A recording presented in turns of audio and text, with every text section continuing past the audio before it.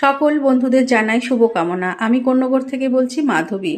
এখানে আমি টাইটেল এবং থাম্বনেল দিকে তোমরা বুঝতে পেরেছো, রক্তে ভাসিয়ে দিয়ে গেল। রক্তে ভাসিয়ে সব শেষ। মা হয়তো চলে গেছেন, কিছুদিন হলো মায়ের পুজো হয়ে গেছে। তো মা আসেন বছরে একবার। মা বলতে মা শকুন্তলা কালীকে বলছি, মানে কর্ণগরের বিখ্যাত পুজো যেটা বলা যায়।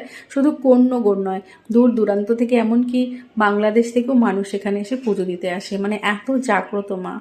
এখানে কোনো কথা বলাই আমার চলে না, কিন্তু এত লোক, এত মানুষজন রয়েছে। দেখছো এখানে গেঞ্জি জামা, সমস্ত গেঞ্জি ধুতি পুরো লালে লাল হয়ে গেছে। শুধু এনাদের নয়, আরও আরও অনেক অনেক যারা আছেন তাদের অনেকের আছে, তারা সবাই হয়তো আসেনি, কিন্তু অনেক এখানে মানুষ থাকে যাদের এরকম রক্তে লাল হয়ে যায়। এটা রক্তটা কিসের? এটা হচ্ছে ছাগল বলি দেওয়া হয়েছে। এই নিরীহ প্রাণীগুলোকে বলি দিয়ে যে কি হয় আমি সেটা বুঝি না। মা কি সত্যিই চায় রক্ত? মা কিন্তু রক্ত চায় না। আমার দিক থেকে মনে হয়, আমার অন্তর থেকে মনে হয় যেন মা রক্ত চায় না। এখানে যে বলি দেওয়া হয়েছে, এটা ক্ষীরের পাঠা বলি দেওয়া হোক, সেটাই আমি বলতে চাইছি যে সকল মানুষকে একটু মতটা চেঞ্জ করার জন্য, মতামতটা চেঞ্জ করার জন্য। মা সবার মঙ্গল করার জন্য এসেছে, সবার মঙ্গল হোক। এই বলি দেওয়া যেন প্রথা বন্ধ হয়, এর জন্যই আমি ভিডিওটা করেছি। এত নিরীহ প্রাণী যে বলি হয়, হাজারো বলি হয়, হাজারো বলি হয়।